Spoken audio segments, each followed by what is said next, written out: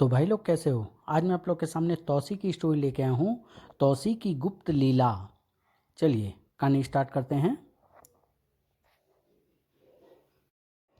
पाताल के सर्प देश के राजा इच्छाधारी सर्प तौसी से उसका उसकी रानी अप्सरा ने चक्षुभेदी मणि प्राप्त करने की इच्छा प्रकट की ताकि वह इस मणि की सहायता से तौसी और अपने पुत्र की गतिविधियां देख सके। मणि पाताल भैरवी के सिंहासन पर जड़ित थी। इस सिंहासन का मार्ग घोर तपस्या के बाद ही खुल सकता था। तौसी तपस्या करने हिमेश पर्वत पर पहुंचा तो वहां ब्रह्मदेव नामक ऋषि की रक्षा के लिए वचन दे दिया। ब्रह्मदेव भी उसी मणि को प्राप्त करने के लिए तप कर रहा था। तौसी अपने कर्तव्य का पालन करते हुए सिंघाड़ा नामक दैत्य से लड़ा जो मणि तक पहुंचने में सबसे बड़ा बाधक था, और इस तरह ब्रह्मदेव का तप पूरा हो गया। अब तौसी के उस वचन का प्रश्न था जो उसने अप्सरा को दिया था। यह सब आप पिछली कॉमिक्स दयावान तौसी में पढ़ चुके हैं। अब आगे ब्रह्मदेव तप पूरा करने के बाद, है पाताल भैरवी रास्ता खोल, मैंने तप पूरा कर लिया है।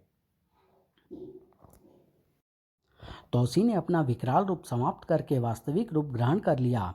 हे स्वामी ब्रह्मदेव कहाँ अदृश्य हैं? स्वामी ब्रह्मदेव कहाँ अदृश्य हो गए?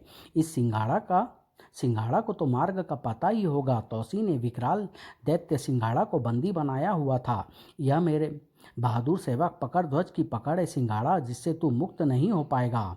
तेरे अंगों की काट छाट करने से भी तेरी मृत्यु नहीं हो सकती, यह भी मैं जानता हूँ। किंतु तेरे शरीर की जीवन नाड़ी में यदि वायु का गमन रोक दिया जाए तो तू मर जाएगा। यह मैंने तब जाना जब तेरा गला दबाकर मैंने तेरी जीवन नाड़ी में वायु प्रवाह रोक दिया था और तूने घुटने टेक दिए थे। अगर मैं तुझे समाप्त करना चाहूँ तो मुझे यही तरीका प्रयोग करना होगा, फिर तू मर जाएगा। हर दैत्य के पास अपरंपार शक्तियाँ होते हुए भी उसकी कुछ कमजोरियाँ भी होती है जो उसकी मृत्यु का द्वार खोलती है। हे सम्राट तौसी, आपकी मुझसे क्या शत्रुता है जो मुझे मार डालना चाहते हो? आपने मणि का मार्ग साफ कर दिया। अब यह मणि पाताल से हमेशा के लिए भूलोक में चली जाएगी। केवल मुझ जैसा विशालकाय ही मेरा पातालवासी होते हुए भी आपने आपने वह मणि भूलोक पर जाने का मार्ग खोल दिया। मुझे अपनी मृत्यु का भय नहीं, भय इस बात का है कि पाताल में प्राकृतिक विपत्तियां आएगी जिससे आप अपने देश को भी न बचा सकेंगे। केवल मुझ जैसा विशालकाय ही मेरा गला दबाकर जीवन नाड़ी पकड़ सकता है। आपने यह विकराल रूप भी धरा, इसके बिना तो मेरी शक्ति रोकी ही नहीं जा सकती थी। हे राजन, आप मुझसे युद्ध न लड़ते तो मैं ब्रह्मदेव को कभी भी तप पूरा न करने देता, उसके हवन की सारी अग्नि वायुमंडल में न जाने देता, उससे खा जाता। क्या मतलब? इस तरह की विपत्तियां आएगी। वह मणि हट जाने से पाताल में भूकंप आएंगे, महाविनाश होगा, ज्वालामुखी फटेंगे, वायुमंडल दूषित हो जाएगा और महामारियां फैलेगी। मणि यदि पाताल में रहती तो इन विपत्तियों से बचा जा सकता था। आपका कोई भी ब्रह्मास्त्र भी इन प्राकृतिक विपत्तियों को नहीं रोक सकता। सिंघाड़ा, तुमने यह कैसे सोच लिया कि मणि पाताल से बाहर चली जाएगी? अभी वह बाहर नहीं गई। तुम मुझे सिंहासन तक पहुंचने का मार्ग बताओ, मैं ब्रह्मदेव से मणि वापस ले लूंगा। मैंने ब्रह्मदेव को केवल उस वक्त तक के लिए रक्षा का वचन दिया जब तक वह तब पूरा नहीं करते। उसके बाद क्या होगा वह तुम भी देख सकोगे जब मुझे सिंहासन तक पहुंचाओगे।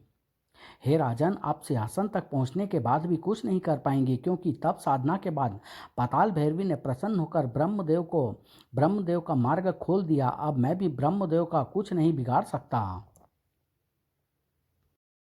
और एक बात और सुन लो, वह मणि किसी से छीनी नहीं जा सकती। उसे तभी प्राप्त किया जा सकता है जब उसका स्वामी स्वयं स्वयं दान दे। यह मैं भी जानता हूँ, किंतु तुम मेरी गुप्त लीला नहीं समझ पाओगे। तुम केवल मुझे उस स्थान तक पहुँचने का मार्ग बताओ, उसके बाद मैं तुम्हें वचन देता हूँ कि मणि पाताल में ही रहेगी। सम्राट तौसी, यदि आपको मणि पाताल में ही रखनी थी तो ब्रह्मदेव का तप क्यों पूरा करने दिया?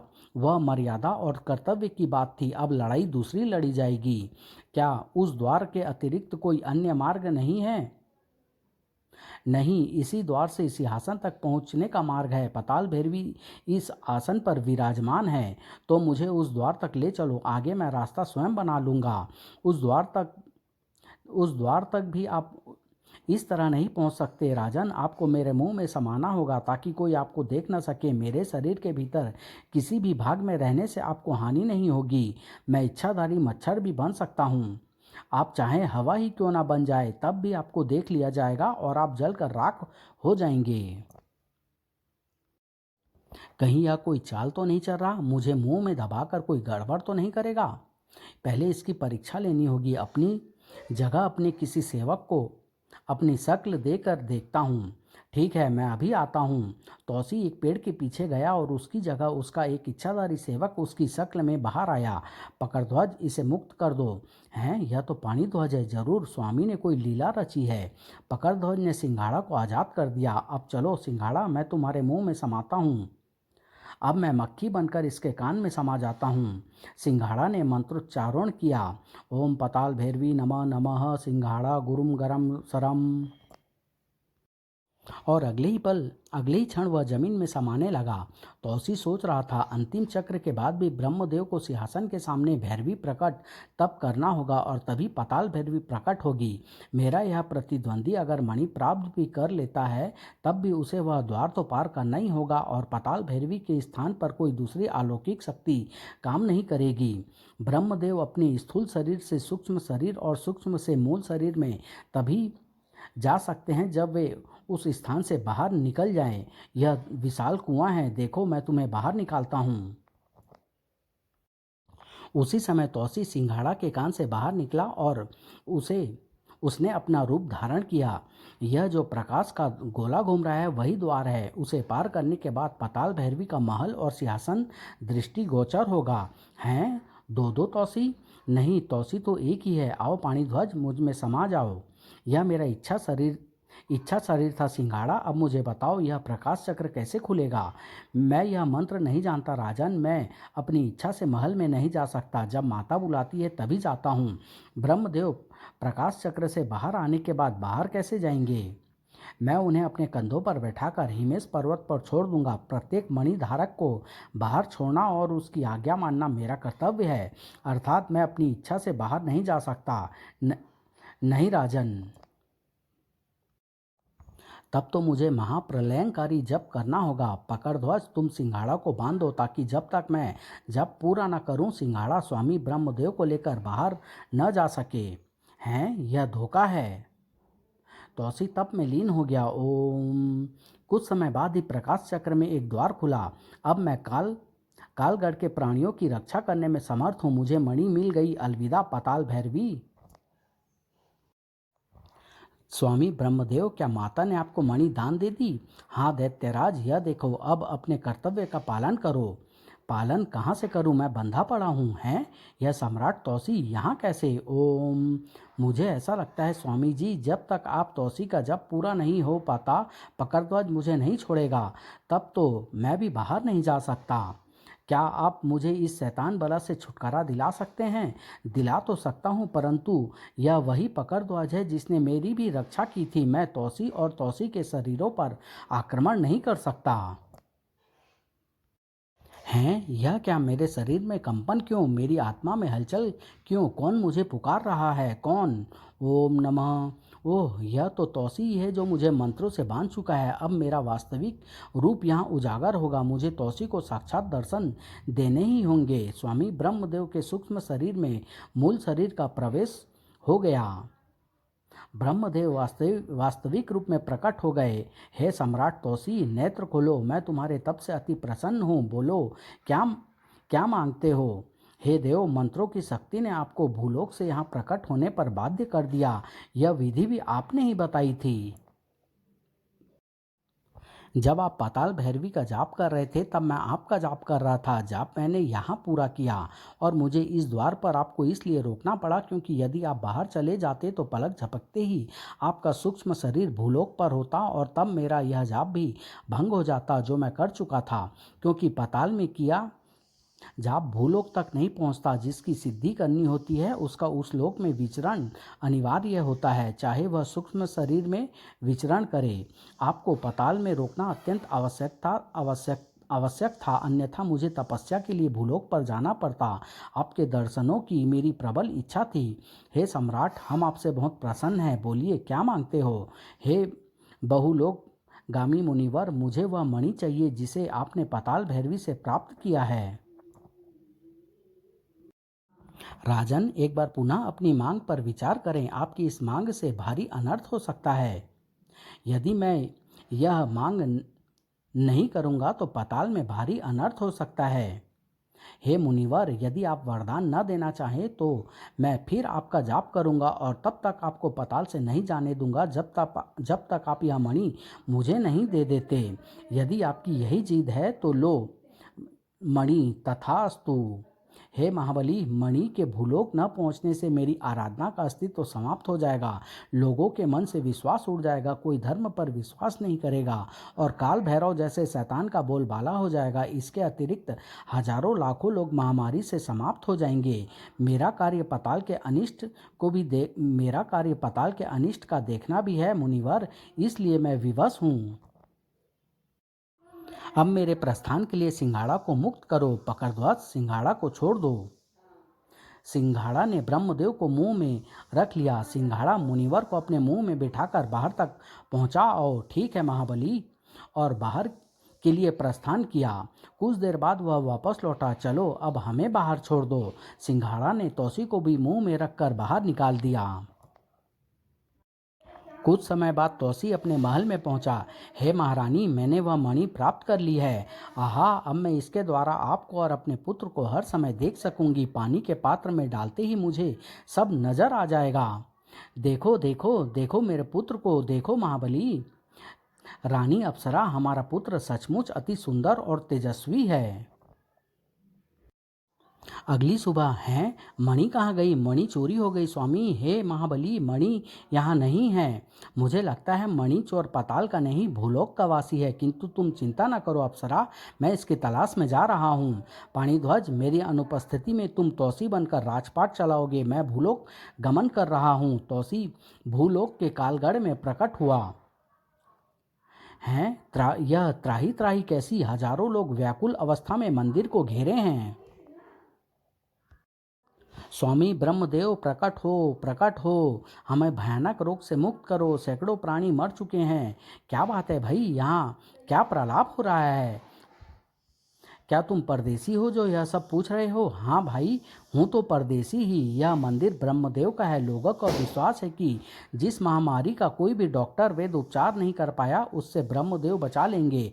मंदिर के पुजारी का कहना है कि वे इस पूर्णमासी को प्रकट हो जाएंगे और रोग का निदान कर देंगे। किंतु पूर्णमासी बीत गई और न तो ब्रह्मदेव प्रकट हुए न रोग का निदान हुआ। धीरे धीरे लोगों में उपेक्षा भी फैल रही थी। ऐसा लगता है कालगढ़ के सब लोग मर जाएंगे। यहाँ यही लगता है, हाँ यही लगता है। कालगढ़ की एक हवेली में मैं महाराजा काल भैरव हूँ, कालगढ़ का भूतपूर्व महाराजा। मुझसे मेरी रियासत छीन ली गई, जनता का राज आ गया। कालगढ़ की हुकूमत पर जनता का राज है। मेरा अपमान किया गया, मेरे महल को सरकारी अतिथि गृह बना दिया गया और मेरे रहने के लिए यह हवेली दे दी गई। ए मेरे वफादार सेवकों, तुम तब भी मेरे वफादार थे जब मैं राजा था, और मैंने तुमसे कहा था कि कालगढ़ में किसी की हुकूमत नहीं, हमारी ही हुकूमत होगी। तुम में से कुछ ऐसे भी थे जो मेरा साथ छोड़कर चले गए, किंतु तुमने मेरा साथ दिया। अब वह वक्त आ गया जब मेरी मुराद पूरी होगी। मैंने कई वर्षों तक शैतान की उपासना की है और शैतान ने मुझे बताया कि अगर मेरी राह में कोई रुकावट बन सकता है तो वह स्वामी ब्रह्मदेव होगा। क्योंकि ब्रह्मदेव के पास शैतान की काट है। शैतान चाहता था कि लोगों के मन से ब्रह्मदेव की आस्था समाप्त कर दी जाए, तब वे फिर से मेरे गुलाम बन जाएंगे। इसलिए शैतान ने यह महामारी फैला दी जिसका प्रभाव उस पर नहीं पड़ सकता था। जो शैतान जल पीते हैं, मैंने तुम्हें बताया था कि तुम इस बस्ती का जल मत पीना, और देखो तुम में से किसी को महामारी ने छुआ तक नहीं। लोगों ने ब्रह्मदेव की आराधना की और ब्रह्मदेव पूर्णमासी को प्रकट नहीं हुआ। वह अपने भक्तों की रक्षा न कर सका। अब उसकी शक्तियाँ समाप्त हो हो जाएगी। अब तुम्हारा सबसे पहला काम है उस मंदिर को तहस नहस करना, पुजारी का खात्मा, और यह काम तुम जनता को भड़का कर करोगे। जब उपद्रव भड़क उठे तो उन पर गोलियां भी चलाना जो ब्रह्मदेव के समर्थक होंगे। जाओ, मेरे हुक्म का पालन करो। जनता को अब बताओ कि उनकी रक्षा न ब्रह्मदेव कर सकता है न सरकार, उनकी रक्षा सिर्फ काल भैरव कर सकता है। काल भैरव के आदमी भीड़ में शामिल हो गए।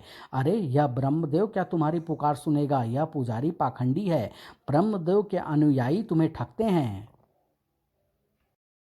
हाँ हाँ, यह ठीक कहता है। मारो इन सबको, मारो, गिरा दो या मंदिर। काल भैरव की शरण में जाओ, वह तुम्हें रोग मुक्त कर देगा। मंदिर पर पथराव शुरू हो गया। बड़ा पुजारी, पागल मत बनो, यह काल भैरव की चाल है। वह तुम्हें फिर से गुलाम बनाना चाहता है। तौसी तेजी के साथ आगे बढ़ा है। यह क्या गड़बड़ हो गई? मंदिर के पुजारी को खींच लिया गया। स्वामी ब्रह्मदेव, मेरी सहायता करो। तौसी सांप बनकर पुजारी के पास पहुंचा। यही है वह पाखंडी, इसके टुकड़े टुकड़े कर डालो। हैं? पुजारी के गले में शिव शंकर की तरह नाग?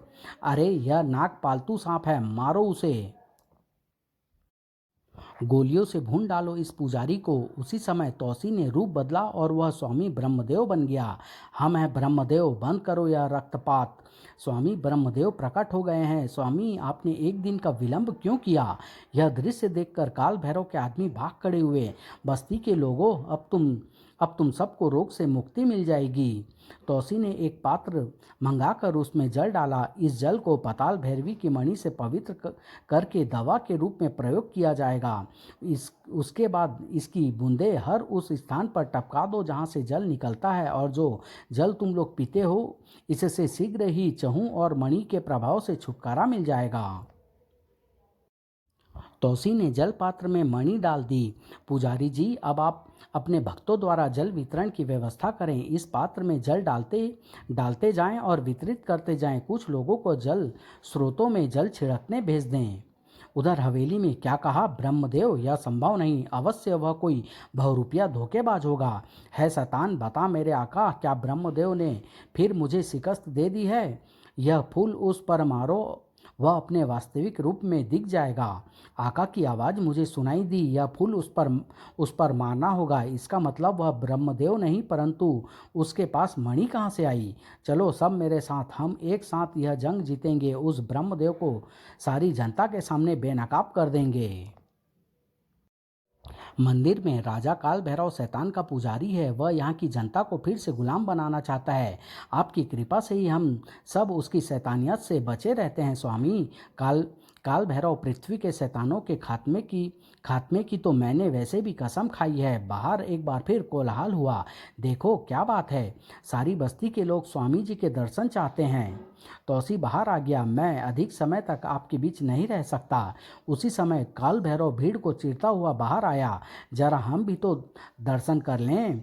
काल भैरव ने तौसी पर शैतान फूल मारा। तौसी का छद्म रूप समाप्त हो गया। देखा तुम सब ने, यह कोई धोखेबाज है। पुजारी और उसके चेलों से मिलकर धोखा किया इसने। ऐ मेरी जनता, मैं तुम्हें उस रोग से मुक्ति दिलाऊंगा। यह पाखंडी क्या मुक्ति दिलाएंगे? पुजारी और इसके चेलों को पकड़ लो और इसे भी धोखेबाजी का सबक सिखाओ। कौन हो तुम और तुमने हमारे साथ क्यों धोखा किया? ए पुजारी और ए लोगों, मैंने तुम्हारे साथ कोई धोखा नहीं किया। उस मणि का जल ग्रहण करके स्वयं देख लो, तुम्हें रोग से मुक्ति मिल जाएगी। यह मेरी सत्यता का प्रमाण होगा। नहीं चाहिए हमें यह मणि, यह भी तुम्हारी तरह धोखा होगी। हो सकता है इससे सबके प्राण ही चले जाएं। ठहरो, हैं? यह तो स्वामी ब्रह्मदेव की आवाज है। हैं स्वामी, आप? स्वामी ब्रह्मदेव, स्वामी स्वामी आकाश मार्ग से प्रकट हो रहे हैं। हे पुजारी, वही कार्य करो जो इस महाबली ने कहा है। वह मणि चक्षुभेदी मणि ही है। उसे स्पर्श मत करना, अन्यथा जल जाओगे। किंतु यह कौन है स्वामी देव? यह महाबली इच्छाधारी नाग तौसी है, पाताल के सर्प देश का सम्राट। इनके सामने नमन करो। इन्होंने आज मेरी लाज रखी है। चुपचाप मंदिर को घेर लो, कोई उसके अंदर न जाने पाए। काल भैरव चुपचाप मंदिर के अंदर खिसक गया। मैं इस मंदिर को डायनामाइट से उड़ा दूंगा, न रहेगा बांस, न बजेगी बांसुरी। हे राजन, तुमने यह सब क्यों किया? मैंने आपकी रक्षा की, वह मेरा कर्तव्य था। फिर मैंने पत्नी धर्म निभाया, पत्नी को दिया वचन पूरा किया। उसके बाद मणि चोरी का नाटक कर भूलोक पर मानव धर्म निभाने आया हूँ। मुनिवर, आप मानवता की रक्षा के लिए समर्पित थे, अतः यह कार्य पूरा करना भी राजा का कर्तव्य होता है। हे राजन, तुम सचमुच चक्रवर्ती राजा ही हो। यह मंदिर में शैतान कैसे घुस आया? हे राजन, आप तुरंत अपने शस्त्रों का प्रयोग कर सबसे पहले उस इमारत को ढहा दो जहां शैतान की उपासना होती है। मैं आपको उस हवेली का भाग और स्थान दिखाता हूँ। इस हवेली के ढहते ही शैतान कवच टूट जाएगा जो काल भैरव की रक्षा करता है। वह मंदिर को बम से उड़ाने जा रहा है, उसे आपको रोकना होगा। तौसी तुरंत आगे बढ़ा। तौसी शैतान का खात्मा करके मंदिर में पहुंचा। खबरदार, मेरे पास मत आना, मैं बम से उड़ा दूंगा। अदृश्य ध्वज, इसके हाथ से बम छीन लो। हैं, बम कहाँ गया? जय शैतान देवता। ओह, काफ़ी जान है। अब मैं तेरे जिस्म में सारी गोलियां उतार दूंगा। मैंने जल को शैतान मंत्र से दूषित कर महामारी फैला दी थी, उससे कोई नहीं बचेगा। ओह, मेरे तीर इसके शरीर पर चढ़े शैतान को कवच नहीं भेद पा रहे हैं। पकड़ ध्वज, इसे बांध दो।